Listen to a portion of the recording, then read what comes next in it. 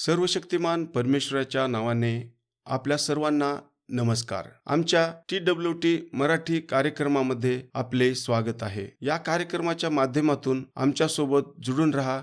परमेश्वर तुम्हाला आशीर्वादित करो.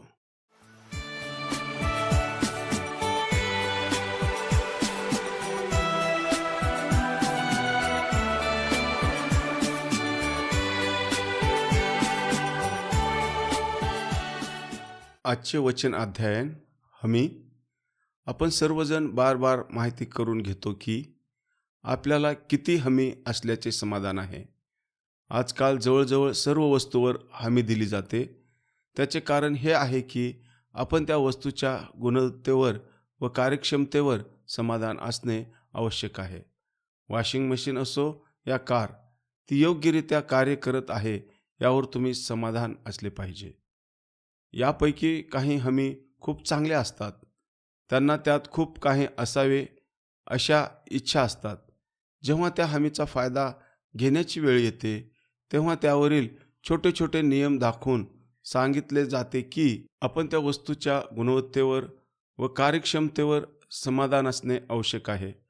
वॉशिंग मशीन असो या कार, ती योग्यरित्या कार्य करत आहे यावर तुम्ही समाधान असले पाहिजे.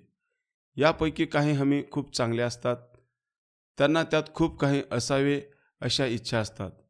जेव्हा त्या हमीचा फायदा घेण्याची वेळ येते तेव्हा त्यावरील छोटे छोटे नियम दाखवून सांगितले जाते की कंपनी यासाठी खरोखर जबाबदार नाही. तुम्हाला बरेच अपवाद व त्रुटी दाखवून अपात्र ठरवण्याची शक्यता असते. म्हणून त्याच कंपन्या चांगल्या असतात ज्या पाठपुरावा करतात.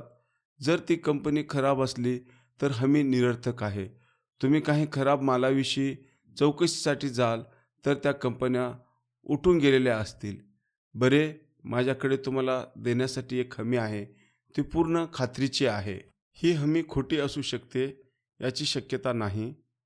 मी बायबलच्या एका सुंदर अध्यायाला शीर्षक दिले आहे, समाधान. यशाया 55 हे खरोखरच बायबलच्या महान अध्यायापैकी एक आहे.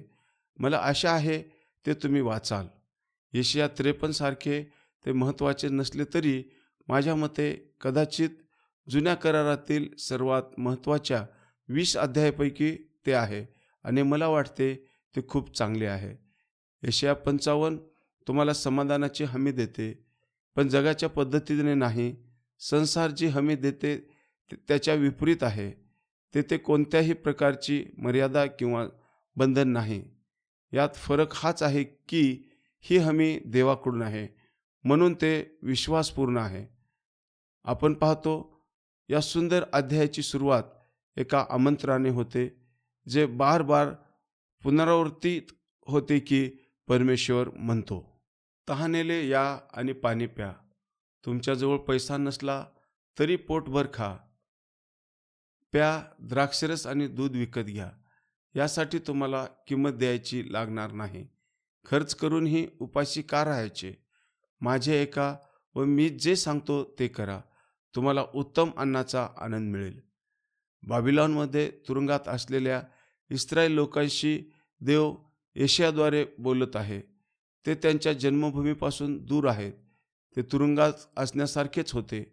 त्यांना निमंत्रण आहे, पण लगेच त्यांना वाटते आमच्याकडे पैसे नाहीत, आम्ही काय घेणार? त्यांना देवाची उत्तर येते, काळजी करू नका, काळजी करू नका. उन्हाळ्याच्या दिवसात थंड वाऱ्याच्या झुळका इतकेच ते विनामूल्य आहे. हे देव तुम्हाला मोफत देत आहे. आपल्याला हे समजून घेतले पाहिजे की यशाया आध्यात्मिक आशीर्वादाचे वर्णन करण्यासाठी भौतिक गोष्टीचा वापर करत आहे. अशाच प्रकारची गोष्ट येशूने केली होती जेव्हा तो शमरोनामधील विहिरीजवळ स्त्रीशी बोलत होता. योहान 4 1-26 मध्ये तो त्या स्त्रीशी म्हणतो, देव काय देतो आणि तुला प्यायला पाणी मागणारा कोण आहे हे जर तुला कळाले असते तर तू त्याला मागितले असते, तर तो तुला जीवनाचे पाणी देईल. वचन 10. आध्यात्मिक अन्नासाठी यशाया आणि अशीच उपमा देतो. आणि नवीन करारात एक बोधकथा आहे ज्यामध्ये हीच शिकवण दिली आहे. लग्नाची मेजवानी तयार आहे, परंतु आमंत्रित आले नसल्यामुळे राजा आपल्या नोकराला बाहेर पाठवतो आणि मत्तई 22:1-10 मध्ये सांगितल्याप्रमाणे जे सापडतील त्यांना एकत्र आणण्यात आले. पौल त्याचा दुसऱ्या प्रकारे संदर्भ देतो. तो म्हणाला, हे अन्न आहे, देवाच्या कृपेने देवाने दिलेली ती भेट आहे. तो म्हणतो की हे आपल्या कोणत्याही कामामुळे नाही, तर देवाची मोफत देणगी आहे. म्हणून समाधानाची हमी ज्याबद्दल आपण बोलत आहोत, ते आंतरिक आत्मा आपल्याला पापाची क्षमा, अपराधाचे ओझे घेतो व देवाचे मित्र म्हणून पुत्र येशू ख्रिस्त याच्याद्वारे देवाबरोबर शांती मिळवून देतो. आम्हाला या महत्त्वाच्या अध्यायात सांगण्यात आले आहे की ज्याप्रमाणे पाऊस आणि हिमवर्षाव खाली येतो, वचन 10, आणि ते ज्या उपदेशासाठी आले होते ते पूर्ण झाल्याशिवाय परत आकाशात जात नाहीत. प्रामुख्याने पाण्याच्याद्वारे झाडासाठी आणि पाने वाढ करण्यासाठी. तो पीक काढणार आहे. देवाचे वचन परिणामकारक आहे. वचन 11, देवाची योजना तो पूर्ण करतो.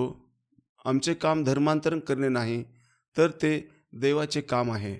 आमचे काम फक्त वचन सांगणे आहे. आम्ही वचन आणि सुवार्तेचा उपदेश सांगतो. आम्हाला माहीत आहे की देव आशीर्वाद देईल, जीवन बदलेल आणि हे लोकांपर्यंत पोहोचेल, कारण देव स्वतः मालक आहे. तो त्याच्या पवित्र आत्म्याने आशीर्वाद देतो.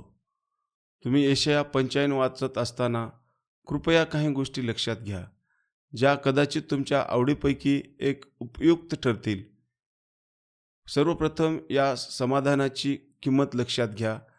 किंमत काही नाही, 000. ते मोफत आहे. संपूर्ण अध्ययनात अशा जेवणाचे वर्णन केले आहे जे पूर्णपणे तृप्त होईल. यशाया आध्यात्मिक ताजेपणा देत आहे. इस्रायलाची मुले बंदिवानातून बाहेर पडत आहेत आणि त्याच्या मायदेशी परतत आहेत आणि त्यांना या गोष्टी कोणत्याही किमतीशिवाय घेण्यास आमंत्रित केले आहे. पण ते पैसे असूनही हे विकून घेऊ शकत नव्हते, कारण ते विक्रीसाठी नाही. ही देवाची मोफत देणगी आहे. हे देणारा देव आहे. त्याला पैशाची गरज नाही. तो सर्व त्याच्या मालकीचे आहे, कारण तो देव आहे. आत्मिक विश्वास व पोषण देणारी ही भेट तो तुम्हाला आणि मला मोफत देतो. ही देवाची प्रेमाची भेट आहे. ती निःशुल्क आहे. हे लक्षात घ्या की याला कोणतेही निर्बंध नाहीत. फक्त ठराविक वंशच येऊ शकतात असे म्हणत नाही की ज्यांनी अद्भुत गोष्टी साध्य केल्या आहेत तेच येऊ शकतात. सगळ्यांना म्हणतात या हे एक आमंत्रण आहे जे देव अजूनही संपूर्ण जगाला देत आहे. या आणि माझा पुत्र येशू ख्रिस्तावर विश्वास ठेवा. वचन 6 आणि 7 मधील वचनाकडे लक्ष द्या. परमेश्वराकडे वळा आणि त्याला प्रार्थना करा. तो जवळ आहे. दुष्टांना त्यांचे जीवन बदलू द्या आणि त्याची विचारसारणी बदलू द्या. त्यांनी आपला देव परमेश्वराकडे वळावे. तो दयाळू आणि क्षमाशील आहे. मला याची पूर्ण जाणीव आहे की आपली बरेचसे वाईट कृत्ये आपल्या वाईट विचाराचे परिणाम आहेत. त्याचे कारण तुम्हीच आहात. जर तुम्ही सतत भ्रष्ट आणि वाईट गोष्टीचा, ईर्ष्या, अनैतिक लोभ इत्यादी विचार करत असाल तर ते विचार शेवटी त्या वाईट गोष्टींना कारणीभूत ठरतात. म्हणून तो म्हणतो, तुमचे वाईट विचारच नाही तर वाईट कृत्येही सोडून टाका व देवाला आवडेल असा विचार करायला सुरुवात करा. तरुणासाठी किती अद्भुत वचन आहे. देवाची स्तुती व गौरव करून आपले विचार व मन भरून टाका. तुमचा वेळ देवाला आवडणाऱ्या गोष्टीत घाला. आपल्या सभोवतालचे संपूर्ण जग इतके गोंधळलेले आहे की ते आपल्या अगदी उलट करण्याचा प्रयत्न करते. जग अनेक मार्गाने समाधान शोधते. जगाचा विचार करणे ही एक व्यर्थ गोष्ट आहे. अशा लोकांचा विचार करा. अतृप्त व समाधानी आहेत. समाधान शोधण्यात यशस्वी होण्यासाठी प्रयत्न केला आहे.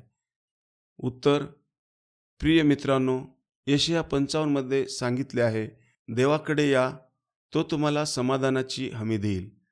देवाने त्याच्या पुत्राला तुमच्यासाठी मरण्यास पाठवले. त्याने आपल्या वचनाचा पाठपुरावा केला. त्याने त्याचे वचन पाळले.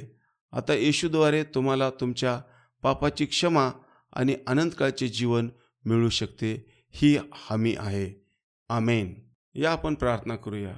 महान व जीवन परमेश्वरा, जगात कसल्याही जीवनाची हमी नाही, पण प्रभू तुझ्या वचनात जीवनाची हमी आहे. ते वचनावर आधारित असलेले जीवन जगण्यासाठी सहाय्य कर, मदत कर व स्वर्गीय राज्याची हमी तू आम्हाला दे. तू सोबत आहेस ह्या विश्वासाने प्रार्थना येशूच्या नावात करतो म्हणून आहे. आमेन.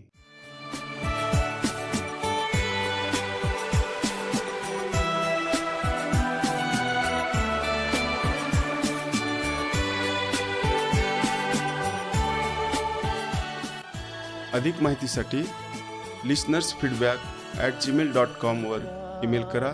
8523047990 नंबरवर व्हॉट्सअप, SMS व फोन करा.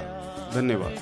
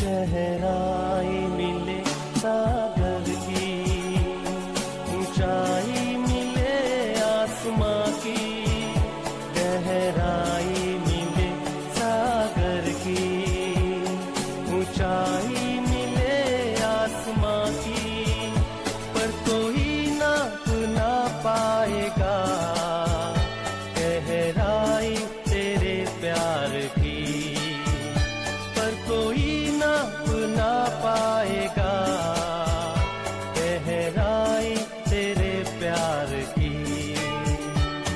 तू प्यार का सागर, सागर दया का तू है, तू प्यार का सागर, सागर दया का तू है।